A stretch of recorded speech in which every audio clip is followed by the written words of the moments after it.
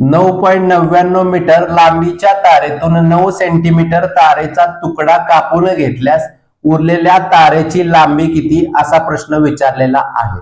आता बघा सुरुवातीला काय करायचं, याची एकके समान करून घ्यायची। इथे मीटर म्हटलेलं आहे, तिथं सेंटीमीटर म्हटलेलं आहे। मग सुरुवातीला मीटरचं सेंटीमीटर मध्ये रूपांतर करून घ्यायचं।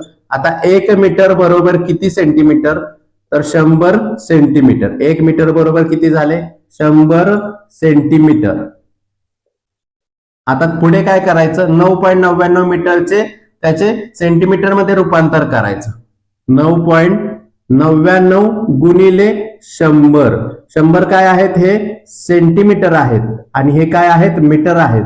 म्हणून किती झाले, 9.99 गुणिले 100 बरोबर किती झाले, 999 सेंटीमीटर झाले। 999 काय झाले, सेंटीमीटर झाले। आता पुढे बघा, 9 सेंटीमीटर तारेचा तुकडा कापलेला आहे। 999 सेंटीमीटर मधून 999 सेंटीमीटर मधून 9 सेंटीमीटर तारेचा तुकडा कापलेला आहे, म्हणजे काय होईल, वजाबाकी होईल।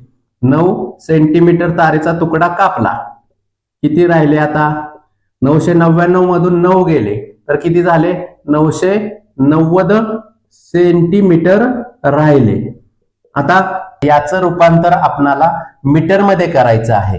आता कसं करायचं बघा, 990 भागिले 100, 100 काय घेतले आपण, इथं म्हटलं होतं 1 मीटर बरोबर 100 सेंटीमीटर। आता याला भाग घालवायचा, या शून्याला हा शून्य गेला, 10 एके 10, 10 9 90, वरचे 9 राहिले, 9.9 म्हणजे 9.9 काय झाले, हे मीटर झाले। 9.9 मीटर झाले, म्हणजे आपलं उत्तर आहे 2 नंबर, तो 9.9 मीटर।